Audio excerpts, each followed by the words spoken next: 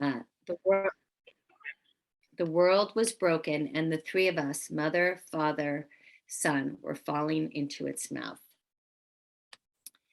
Uh, I love this quote because it resonates so completely with what my experience was when my daughter Cameron was diagnosed with infantile Tay-Sachs.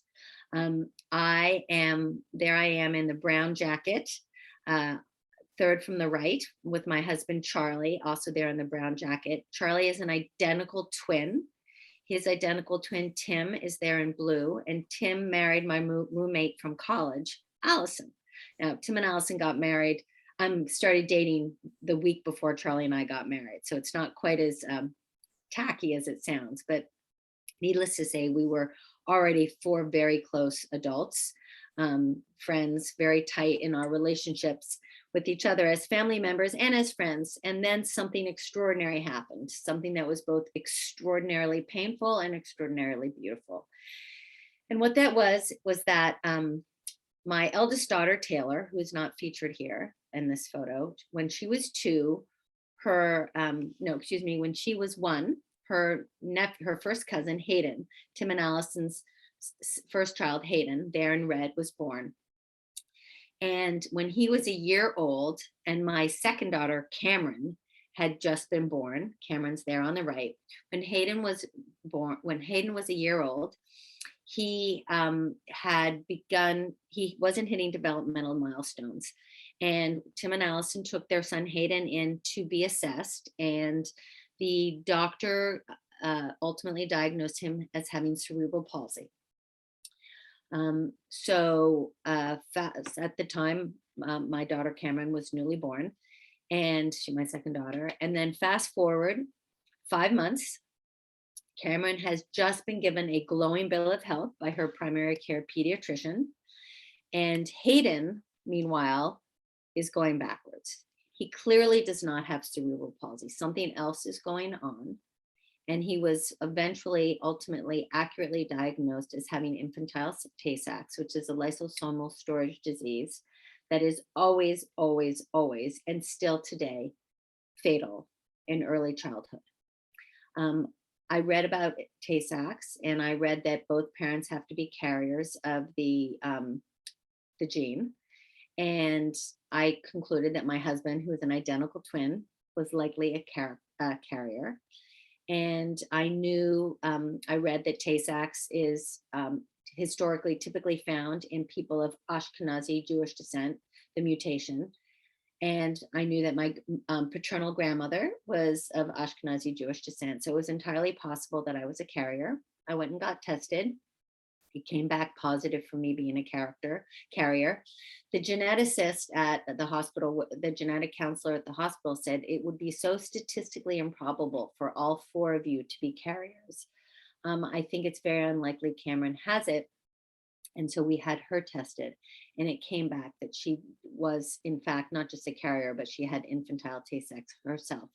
So within 2 weeks, we learned that these two very beautiful children, I'm biased, but I think we can agree that they're adorable, the way any child of this age is adorable.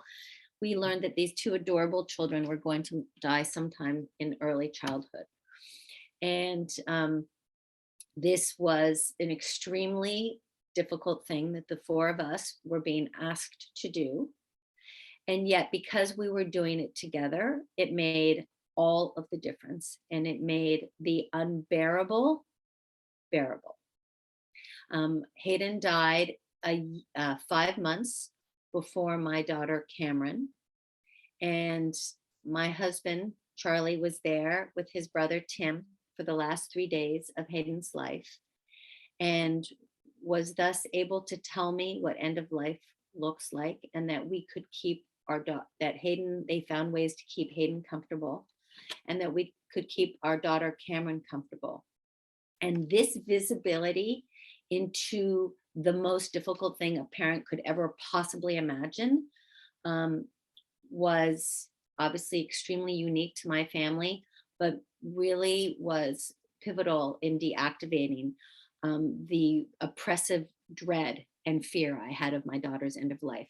Knowing that my brother and sister-in-law had been through it helped me know that I could go through it, that Charlie and I could go through it. And then seeing my brother and sister-in-law after their son Hayden had died, and seeing that they were still together, still standing, had managed to wash their hair, hadn't fallen through the floor of their home, or the floor, the bottom of the, into the center of the earth, gave me the confidence that I could also survive the death of my daughter.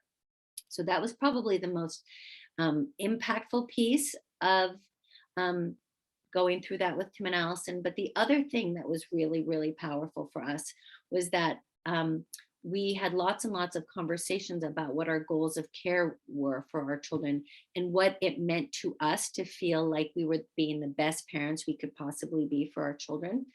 And for us, it meant things like keeping our child home, not having them be hospitalized, because the emergency room is a really nasty place for people with, for children with Tay-Sachs, because they startle so easily. It also, we had conversations about medical interventions, and the biggest one in our case was feeding tubes. And we, while it would have been fine for us to decide different things, both sets of parents concluded that we were not going to give our children a feeding tube, because Tay-Sachs is such a degenerative condition and moves so rapidly, but that by the time they would need help, by the time they'd be aspirating, the disease would have taken so much from them already. So ultimately, neither of these children had feeding tubes. And Hayden died at 2.5, and Cameron died 5 days after her second birthday. They both ultimately, their official cause of death was aspiration pneumonias, but really these were aspiration pneumonias brought on by Tay-Sachs. I will tell you that because of the conversations that we had with my brother and sister-in-law, and because of the support we got from our daughter's pediatrician, and because of the support we got from our grief counselor, and because palliative care was a core piece of the medical care we received from her pediatrician, and the values and conversations we had, everything was framed in terms of palliation, with a focus on quality of life for as long as possible, the life and the days, not the number of days in the life. We felt that we had given our daughter the best life she could possibly have had, and that really, really helped us have no regrets after her death. And I like to say that the better the before, the better the after. And that was very true for us, because of all the support we had during Cameron's life. We had very, very little dirty pain as we grieved her loss after. I sort of talk about clean pain and dirty pain. And we had our pain, which was very real and very cutting, was clean. And for me, this whole idea of helping parents feel that they have been the best parents they can possibly be, is core to minimizing regret, and decisional regret is very corrosive. I think we all have experiences with that in any facet of our life. Doesn't have to do with parenting, but in the absence of regret, we can really buttress people for feeling as good as possible going forward. And that has been central to the work that I do with Courageous Parents Network. So here is an example of one of the parents that we interviewed for Courageous Parents Network, Nikki Nault, talking about the whole idea of decision making and the way that informs this notion of regret. And Nikki who is here, will join us in a bit to talk about just how true whether this has played out as truth for her. This interview that I did with Nikki was, I think, Nikki, 6 years ago. Yes, because it will be 6 years in March. So it was maybe even more, 7 years ago. Yeah. 7 years ago. Yep. So this was my interview with Nikki. Her sons, Avery and Isaiah, both had mitochondrial disease. And at the time of this interview, both Avery and Isaiah were alive.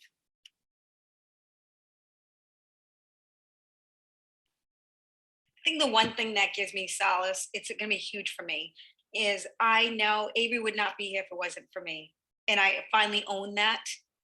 Avery shouldn't be alive. Avery has had so many chances that he should have been gone. And the decisions that I've made for Avery, I think have kept him where he is. And so I've done right by him. I've made decisions that are right for him. And I know that when he leaves me, and us as a family, I feel like he's going to be like, Mom, thank you. His body, his body won't work. He's done. I don't know how he stays alive now, but I know it's the love that he gets. It's a higher level. It's not anything mechanical. I think it's really just out of love, and he will leave me and us, Janessa, Isaiah, even the dog, Rick, when it is time, when he feels like he's completed his mission, I guess. And I will have peace knowing that I've done everything that I can as his mom. So there won't be any guilt. It will just be just pure sadness and missing him and trying to lead a life with that hole. One of the best things that a mom said, she had a son that died of mito, and I said, how do you go on?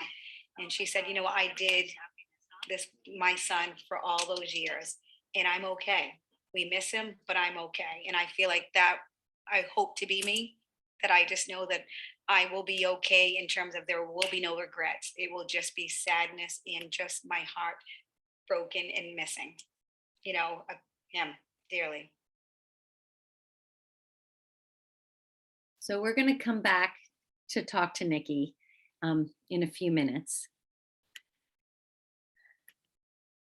So I really share that just to set this up, the context of what we mean at Courageous Parents Network when we talk about helping parents captain their child's journey and manage for minimal regret and optimal healing. Courageous Parents Network did in 2021, we worked with an independent research consultant to interview families of children living with serious illness. And we, from that research, we learned that parents really think of their journey in 3 phases. There's the orientation phase, which follows diagnosis or a shift in baseline when parents are getting their bearings. Then they move into the navigation space where parents are understanding the options, finding their voice, understanding the impact of their decisions on their child and on their family. And then there's finding the way forward. When you've adjusted to the day-to-day, you've landed on your priorities for your child, for your family, your focus is in as many good days as possible. And it's really not just about managing the child's condition, symptoms, all of that, but taking care of the entire family. And this is not necessarily linear, of course.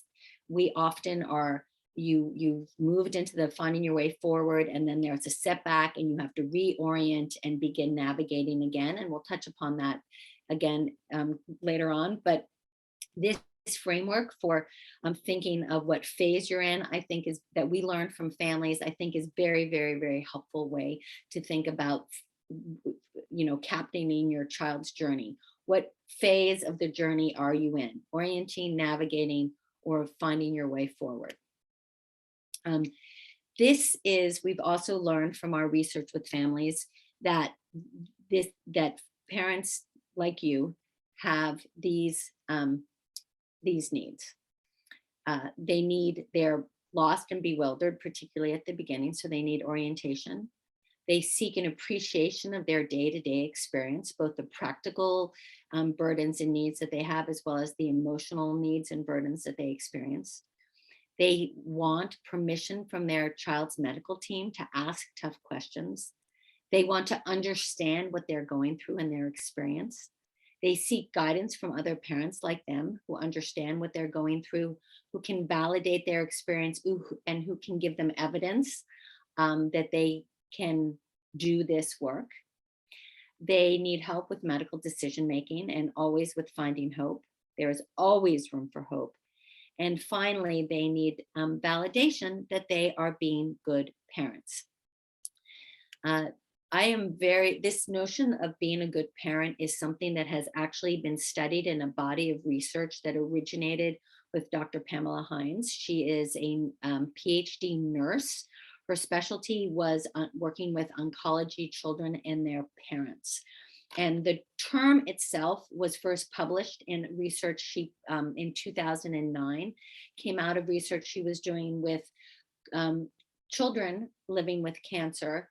And she was asking them about their experience. And the children went back to her and said, well, this is all very well and good that you're talking to us, but we also think you should interview our parents, which is really just so beautiful, because children who are cognitively capable of thinking these things are aware that so much of what's happening to them is really impacting their parents. So Dr. Hines went and interviewed parents of children living with or dying from cancer. And through the research she did, all qualitative, she heard from them this word, good parent. It was offered by parent, it was owned by parents. It is sometimes misunderstood. It is intended for inclusivity. It does not mean that there's such thing as a bad parent. What it simply means, this is what I feel I need to do to be the best parent I can possibly be for my child. I want to be a good parent. Now, any and all of us who are parents to any child, neurotypical or otherwise, want to be good parents. The stakes feel especially high when you're caring for a child with medical complexity for whom the decisions are more fraught. And sometimes those decisions are about life and death. Each family is intimate, and the decisions and values for each family are unique. However, there are some commonalities, which we'll get to in a moment. Some of the prompts that the research has used to get at what these commonalities include: please share with me your definition of being a good parent for your child at this point in your child's life. Please describe, oh, hello? Are we okay? Okay. Please describe for me the actions from your child's medical team that would help you in your efforts to be a good parent to your child right now. And some of the themes that came back from parents are: I want to do right by my child. I want to be there for my child. I want to convey love to my child. I want to be a good advocate for my child. I want I will let the divine lead. I do not want there to be any suffering. I will not allow any suffering for my child. And I want to make my child healthy. For some of us, such as me, with a fatal diagnosis, there were no means to make my child healthy. So that last one did not apply to me. The rest of them did. So why does any of this good parent stuff matter? Well, and we do have to go to the evidence. I know that it resonated with me as an N of 1, but the evidence shows that, and this was the first piece of published research that Dr. Hines published in 2009, was that parents of children who have died of cancer report that their sense of having been a good parent at the end of their child's life helps them to emotionally survive their experience in their child's loss. And when I found this piece of research, when I was starting Courageous Parents Network, I really glommed onto it because it resonated as being very true for me. And it was very much what I wanted Courageous Parents Network to be driving towards. For those parents who are caring for children living with medical complexity, who have either a diagnosis that has a certain end of life prognosis, as infantile Tay-Sachs does, or medical complexity and life-threatening conditions with the possibility of death in childhood or not a long life, and some mitochondrial conditions diagnoses have that. I wanted to make sure that parents felt, what could Courageous Parents Network do and give to parents that would help them feel that they had given their child the best life possible for as long as possible and had been the best parents they could possibly be for their child. And so that if and when their child died and they were reflecting back and telling the story of their child's life, and telling the story of their family's life, their pain would be as clean as possible. So that is sort of the headline for the framework of the work that Courageous Parents Network does. The research which began in 2009 has continued actually into 2021, and I know that researchers are doing more. This is a quick slide that shows the evolution and how it's been picked up by other academic clinicians doing research.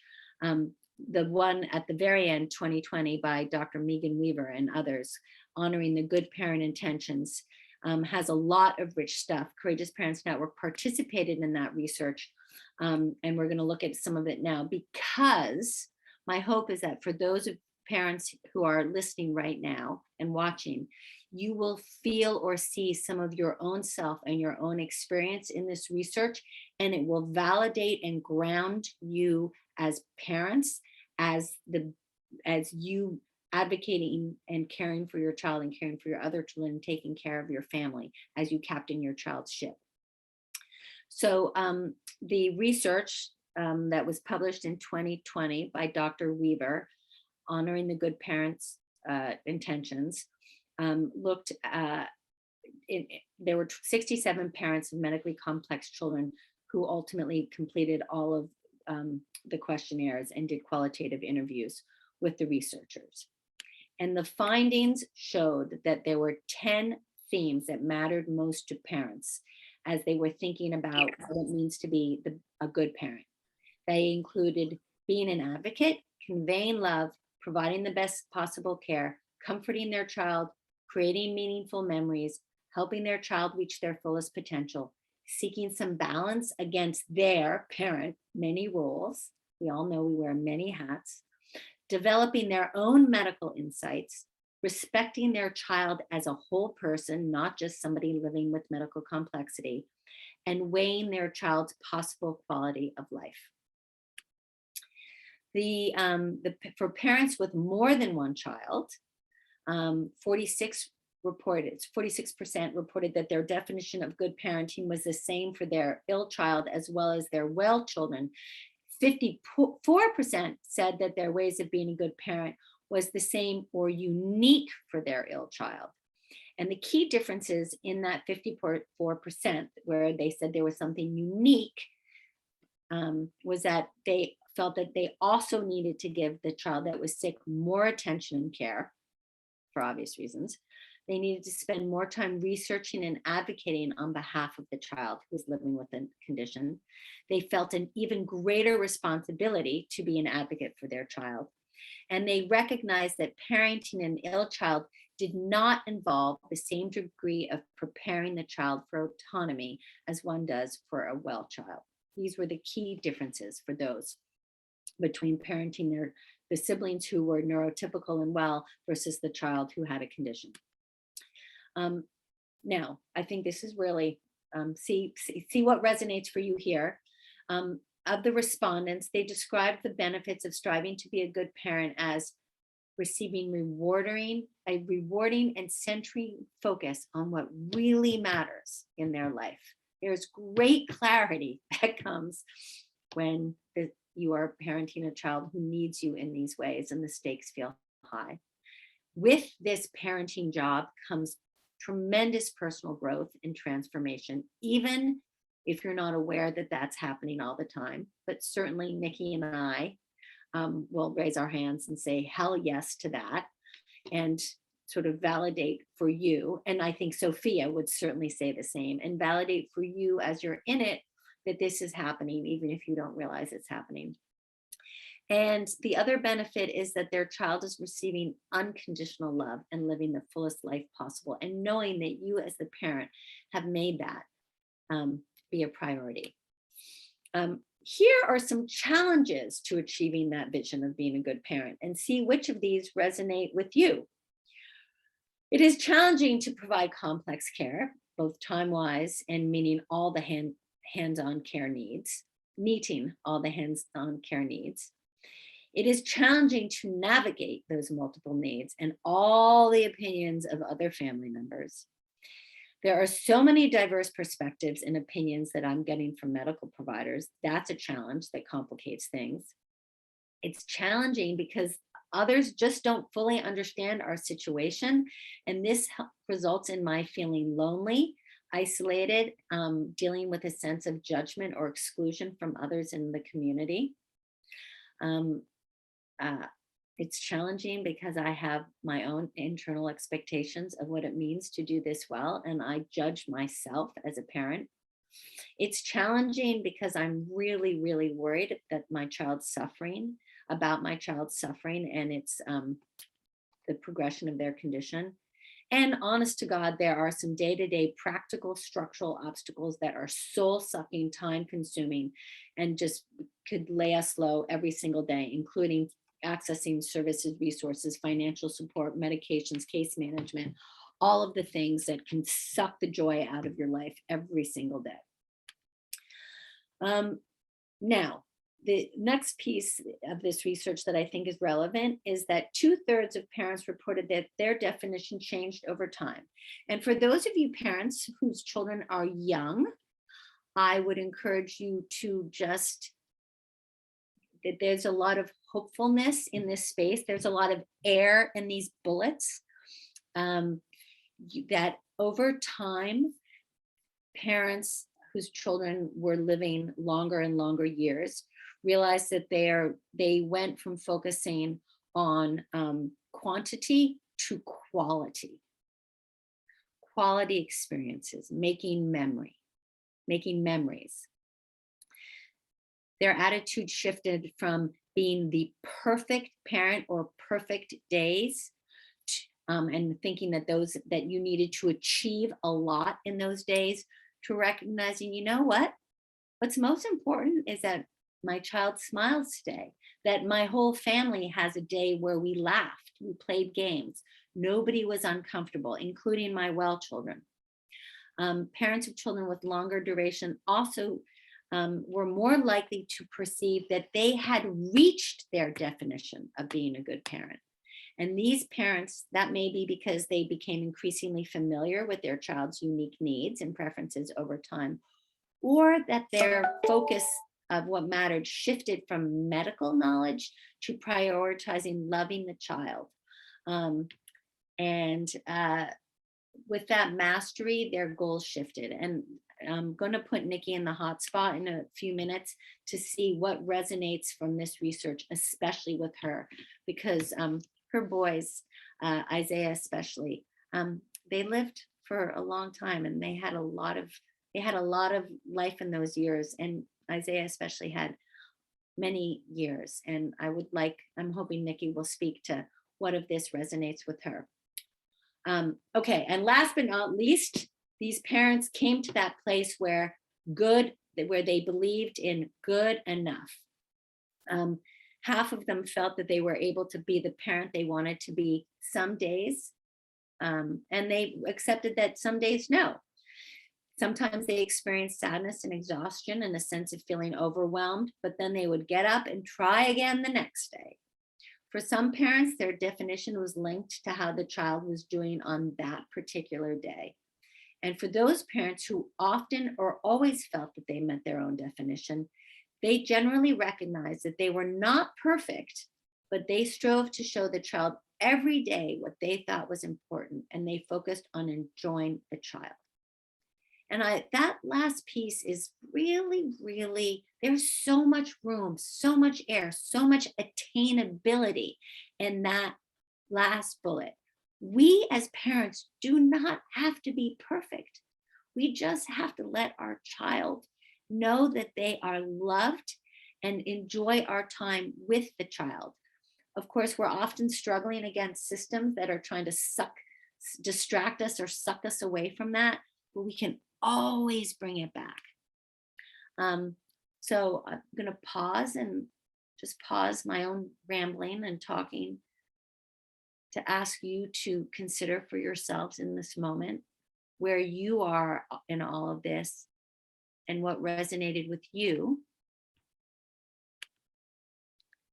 And then I am going to hand this over to Nikki for a moment, hot seat Nikki, and to see what of this resonated with you, Nikki. And here are your boys, Avery and Isaiah, and you with your husband and your daughter, Janessa. Hi, everybody. My name is Nikki Nault. As Blythe has said, we've worked together for how many years? It's been 7 years, Blythe? I think so. I think 7 so, yeah. years. Just looking back at that video, even 7 years ago, I'm not sure if everybody was for that the beginning of the video, but you know, I always had a mission. Let me back up. I had 3 kids. Janessa, who is now 21 years old. She's a junior at Villanova University. She's an awesome kid. I've been with my husband for 30 years. And most marriages don't survive, you know, a special need child, let alone losing 2 special need children. And here we are 30 years later. So Isaiah was my first to be diagnosed with mitochondrial disease at 5 months, which was pretty young. He was pretty severe in terms of his symptoms. He had severe lactic acidosis, and that's ultimately what got us a quick diagnosis at Boston Children's Hospital. Once we got his lactic acidosis under control, and his reflux and that sort of thing, he was pretty manageable. Isaiah was not really a sickly child, given, you know, his diagnosis. He was put on experimental medication for his lactic acidosis right away, around 6 months old, and had been on that, you know, throughout his lifetime. So Isaiah suffered, you know, he was deaf, nonverbal, crazy personality, very intelligent kid. We always said he was just stuck in a body that just didn't work for him. He went to school from preschool through, you know, throughout his lifetime. He was in school and, you know, worked with, although he had limited vision and obviously profound hearing loss with a cochlear implant, he did, you know, have his own way of communicating very effectively. And then 5 years later, you know, there was not much known about mito at this time because Isaiah was born in 2002, diagnosed in 2003. It was pretty much your guess is as good as ours. You know, we did some genetic counseling. We had a healthy daughter, so there really was not much known at that time. And so we, you know, sought out different options. We were going to adopt, we were going to do all these different things. And lo and behold, came Mr. Avery, who, funny little note, my daughter Janessa was conceived on New Year's Eve. Isaiah was conceived on 9/11 and Avery was conceived on Hurricane Katrina. So pretty much the story of our lives, and you know how it went with them. But Avery, we were, you know, when he was born, we were unsure if he had mito, but we were able to when he was born, take a skin biopsy of his scrotum, and ultimately he was, you know, diagnosed with mitochondrial disease as well. When he was first born, he was pretty mild, didn't have the severe lactic acidosis. His symptoms did not start until around 6-7 months. He was deaf at birth, so we pretty much knew that he obviously had mitochondrial disease as well. And he started with, you know, aspirating, and then things went downhill from there. Ultimately, by the time Avery was 2 years old, he was diagnosed with Lay's disease, which was a pretty, you know, progressive disease. Avery ended up succumbing to mitochondrial just shy of his 10th birthday. And as I said in the video prior, he had over 100 hospitalizations to Boston Children's Hospital. I worked full time. I had Isaiah at home. I had my daughter, a husband, managing nurses. Don't know how I did it for all those years. Being in the hospital pretty much every month for 10 years. You know, and was always a tough balance, but I always had a mission in mind, and that was to put, you know, my boys, what they needed, their needs above my own, in terms of not if it wasn't necessary, a surgery or procedure, I wasn't going to do it. If it wasn't going to benefit their life or quality of life, it just was not going to be for me. And quality of life was of the utmost importance. Avery suffered chronic pain throughout his life, and something that resonated with me that Blythe had in the slides were I always focused on having more good days than bad days, meaning that Avery was not, you know, screaming, you know, 8 hours a day. And if I could get 2 good days a week and then, you know, slowly increase that was a win for me.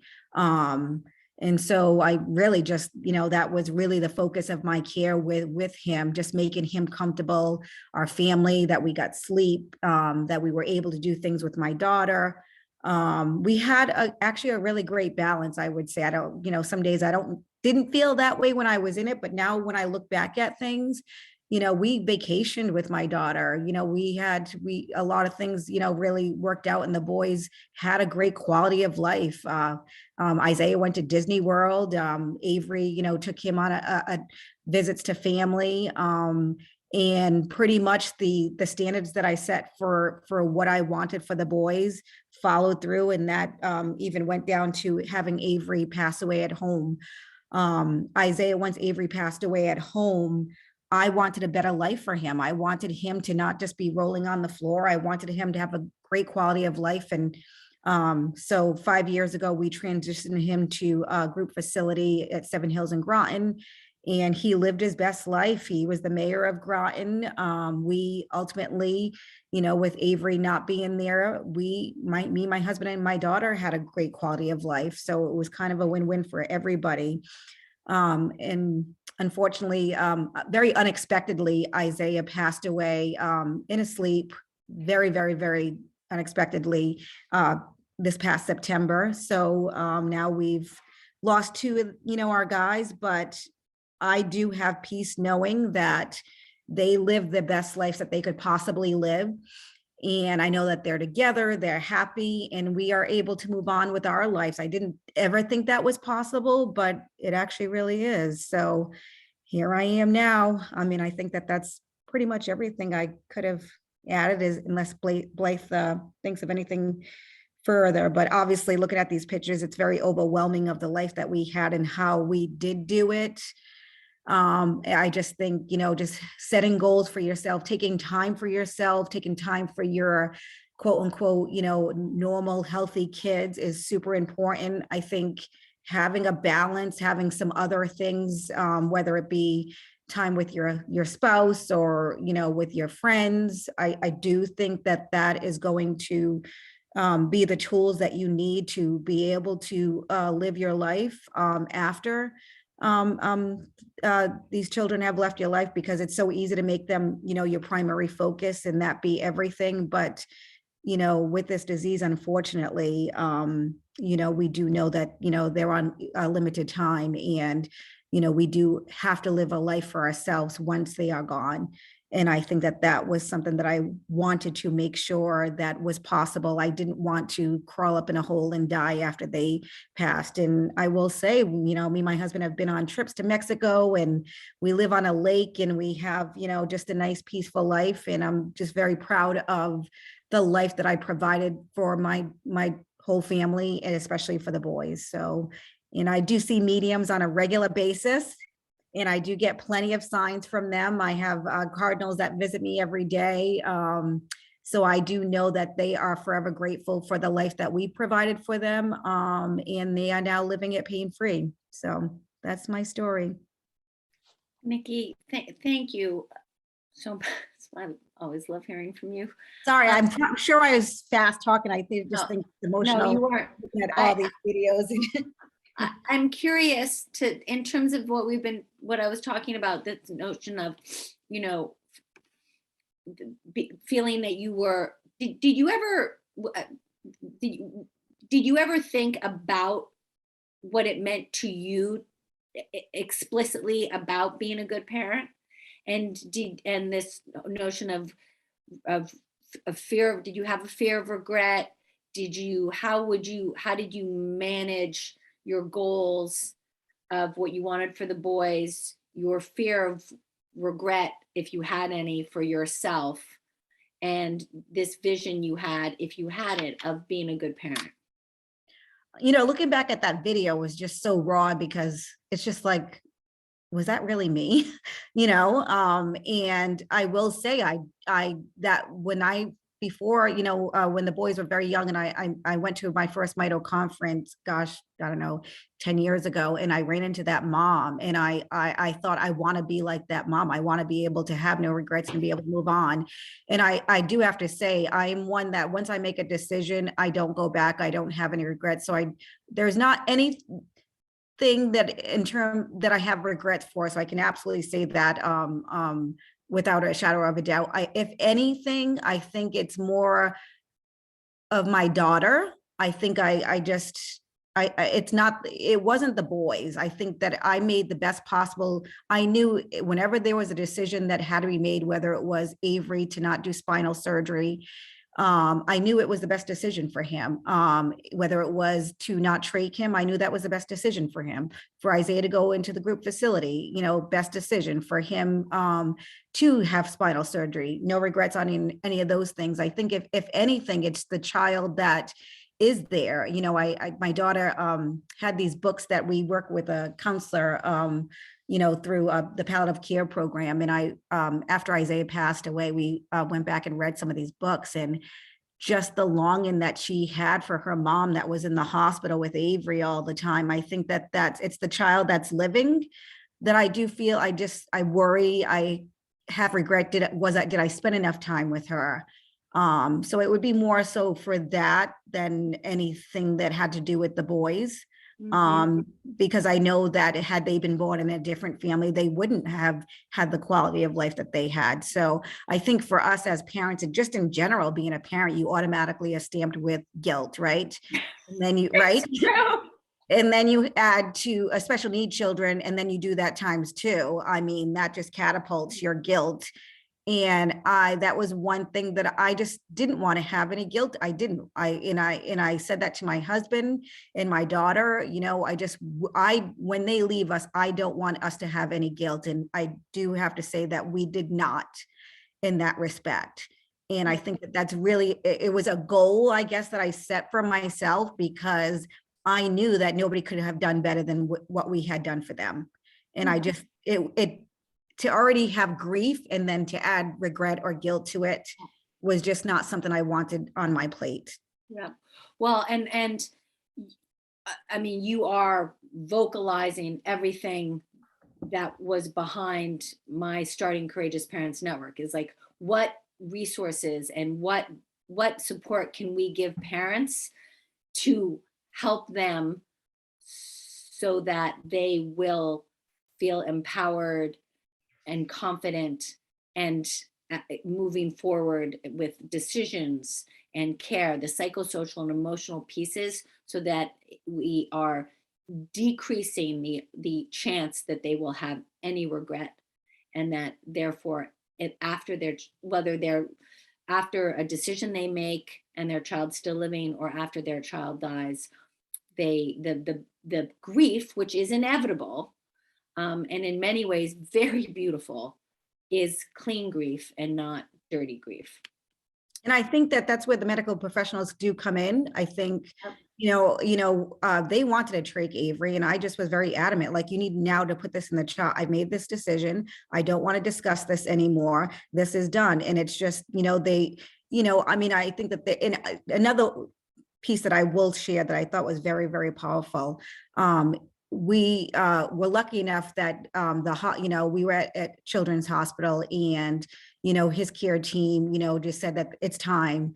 You said you wanted to bring him home. We're going to do this. And I got quite a bit of pushback from the team there at that time, because they'd known Avery since obviously he was a baby, and he was kind of like their baby a lot of first on the unit.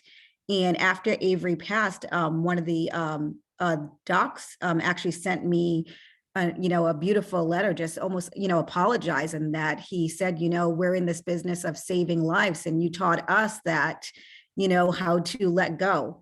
And I thought that I still have that to this day, because I think that that's still a learning process even for them. Even though I was brave in saying that this is what I'm going to do, the professionals may not always be on the same page emotionally. And so that's sometimes an added thing. An added complexity. And that's where having the courage of your convictions and the confidence, like you know your child best. And when you've been at it for that many years, you're like, I mean, I remember interviewing you, Nikki, you were like, you would go in and say, don't, me, whatever you do not have a conversation with me about tracheostomy. It is not happening. Don't even, that's a non-starter, leave me alone. And and you found your voice and you knew what your kids needed and you taught them. I want, as especially as your children live for longer, this is this whole idea. You are going to have to reorient yourself as things shift, as their child's condition shifts. Nikki, when they decided to have Isaiah go into Seven Hills, that was a reorientation of what was the right direction for your family to go in. Navigating, who do you need? Who or what do you need in this moment? Who can help you? What's in my life that is not helping me and that I think I need to shed? And giving yourself permission to do that. And then moving forward in that space. And it's a process. It's more of a wheel, orienting, navigating, moving forward, reorienting, navigating, moving forward. CPN has a lot of videos, and we're not going to look at them right now because of the time. I want to leave this time for questions. Courageous Parents Network, Sophia will send a follow-up email to everyone so that you can find courageousparentsnetwork.org. It's available 24/7. We focus on the psychosocial and emotional needs that families experience when they're caring for a child with medical complexity and a serious illness.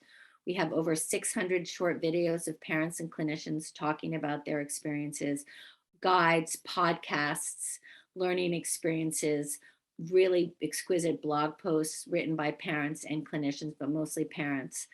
And we focus on every step of the journey from the beginning with diagnosis all the way through to end of life and bereavement. And I think what's most important is the stuff we have around, relevant to you guys right now, is the stuff we have around coping with taking care of yourself, taking care of the rest of your family, and taking care of extended family. And these are just some of the topics that are on Courageous Parents Network that are relevant to that. Siblings, the marriage, transitioning to adulthood. We have content that's just for dads, building your support network, navigating your faith, your belief system, issues of control or lack thereof, if you're a solo parent, fear of regret, considering out-of-home placement as Nikki and her husband did, managing the extended family, which isn't always helpful, but hopefully more often than not is, and giving them the resources they need to understand your experience and support you, self-care, and then we have some other content such as journaling and yoga to help. Central to all of this is the Parent Voices videos, interviews with parents like Nikki, who share the story of parenting and their children, because, as one mom said, someday you will tell the story of how you got through your struggle, and that your story will become the survival guide for someone else. We also have an app, the courageousparentsnetwork.org. That's the website, but you can go on, if being on your phone is your preferred way of finding information, we have a really, really good mobile app. I encourage you to download it, and where you can find all sorts of stuff. Everything that we have on CPN is available on the app. We also do a monthly event called In the Room, once a month on a different topic. The one we're doing in March, the one we just did, was on the role of the primary care pediatrician and maximizing that relationship. The one we're doing in March is when the child is a twin. But we have lots and lots and lots of topics. So I encourage you to check out courageousparentsnetwork.org. I encourage you to download the app. I encourage you to join. There's a join button.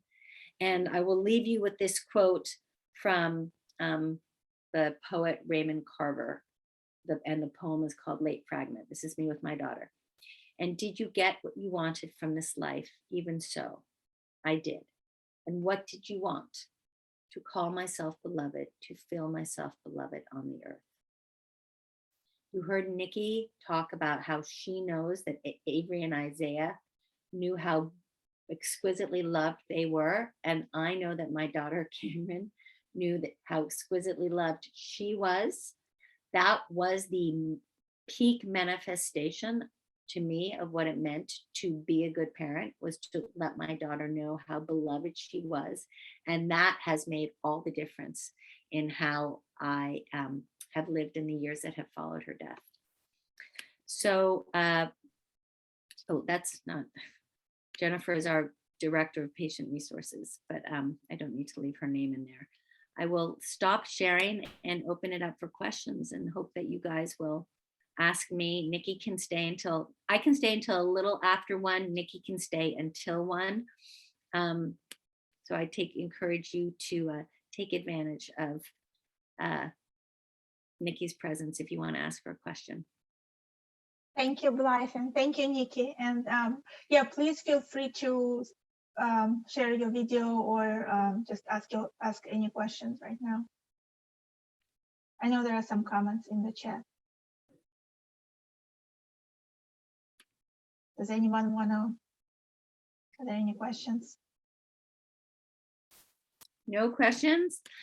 Nikki, there is a mom here says that the last few months of her child's 20-something-year-old life have been the most difficult. You know, I realize that that's not necessarily it is the way I know a little bit about mitochondrial disease from a few other CPM parents. And what I find so challenging, what I hear that's so challenging for you guys that was not true for me with my daughter, is just how unpredictable it is. There's no obvious path about how this stuff's gonna go, and the extent to which you have to be, you are forced to be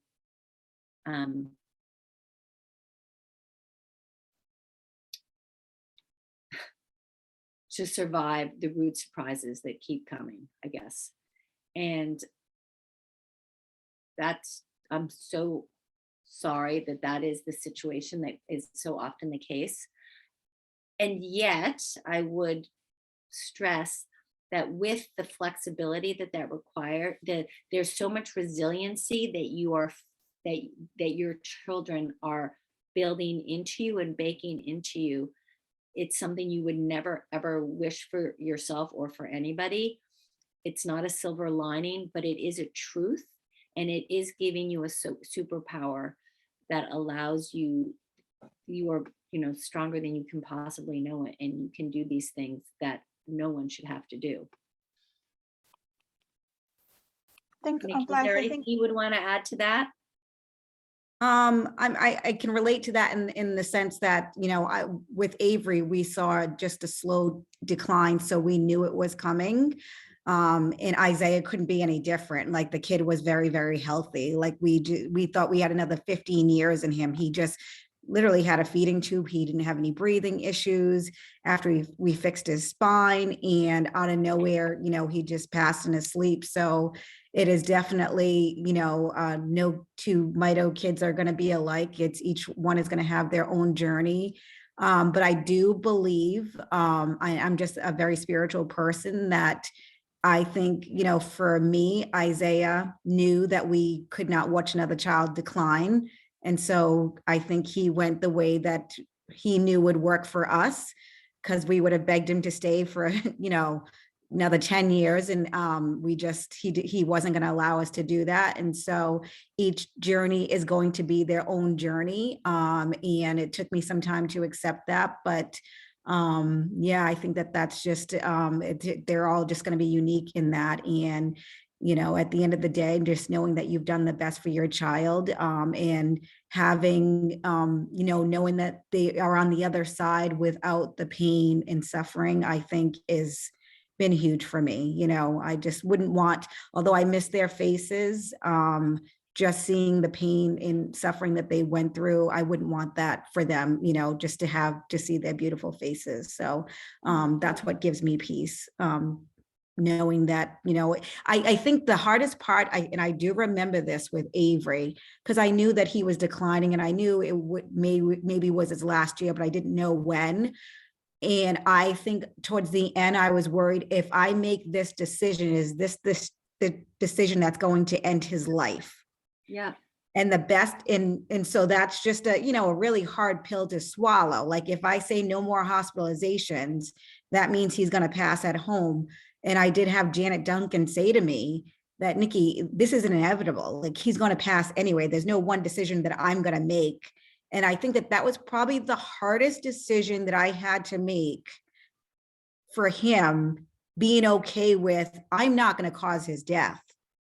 Right. Mm-hmm. It's Mitochondrial, right. Exactly. It's going to happen. So not one decision that I'm going to make is going to ultimately cause his death. It's this disease that's going to cause his death. And so once I was at peace with that, I think that it just made me feel more peaceful that it wasn't at my own hands. Yeah. If that makes sense. Yeah, that's a very important framework, I think, is that ultimately our children, the disease is going to have its way with our children. Our job as their parents is to maximize their quality of life and to minimize everything else, and to maximize the quality of life for their siblings and and your own parental well-being, because when the parents are at risk, the children are at risk. So that it's what you have control over is your child's comfort and well-being, not necessarily, or with a lot of these diseases, no control over beating the disease. Absolutely. Leave that to the researchers. Yes, there's a question here about maintaining helpful strategies with my spouse, which I think is just so important. I really do. I think, even when we have kids, as if we have normal kids, it's so easy to put that, beautiful baby first ahead of your spouse. And me and my husband were always one. I mean, I was lucky enough to have, consistent nursing. And I know that's not always possible during the pandemic, but even if we went out for an hour once a week, it's just even that check-in, that emotional check-in. And I think more so with Isaiah's recent passing, because how he deals with things and how I deal with things are very, very different. And recognizing that we both have grief in very different ways. It was that constant check-in. How are you doing today? Because my grief is going to look different than him. And so I think that even just having that, just the basic conversation, how are you doing with this? How are you feeling with this decision? And if you can get out even for, a movie or, a bite to eat together, and that conversation to not always be around the sick child either. Just about what is going on, what else is going on in your life, because there are so many other things, that go on in the life and not just the sick child. I think that was always very important to me and my husband. We always dated each other. You always have to date your spouse, even when you don't have sick kids. I think that marriage in itself is very difficult in general. And then you add these stressors. I think it's very easy to set the spouse aside because the child comes first. But I think that if you can manage to carve out even, an hour or two a week, it's critical, because when that child is gone, you guys have been through everything together. You want to continue on that journey. And honestly, it's pretty fun now. We have no kids in the house now. We don't have to worry about if we book this trip, are we going to get a call that we have to come back home? It's actually pretty fun. I actually like my husband much more now. So if you can make it, I'd say that's very important, because and then you look that you finished the race together, you finished the race together. Mm-hmm. I would echo what Nikki said. I mean, we only had to do it for 2 years, but I would add that we had a therapist help us. We didn't do that. We didn't keep it together all by ourselves. We got some help. Yeah. Yeah. Right. Thank you so much, Nikki. Thank you so much. I know we went a little bit over time, but thank you so much. It was, I think it was so helpful. I will send an email to everybody to follow up with CPN resources. And of course, please feel free to reach out to me with any questions. again, Cure MIDA is totally, we are really a parent-led and parent-run foundation. So if there are resources that you believe are needed for families, please speak up, because we want to hear from everyone. And at the same time, if there's something that's not as helpful, please speak up, because we really want to have a very, very open communication and really do everything together with the family. So please reach out, literally at any time. We always, responsive and want to hear what everyone thinks and what is helping and what is not helping and what is maybe needed and is not there. So please, we're always here for everybody. Thank you. Thank you, Goodbye. everybody. Bye-bye. Bye. Bye.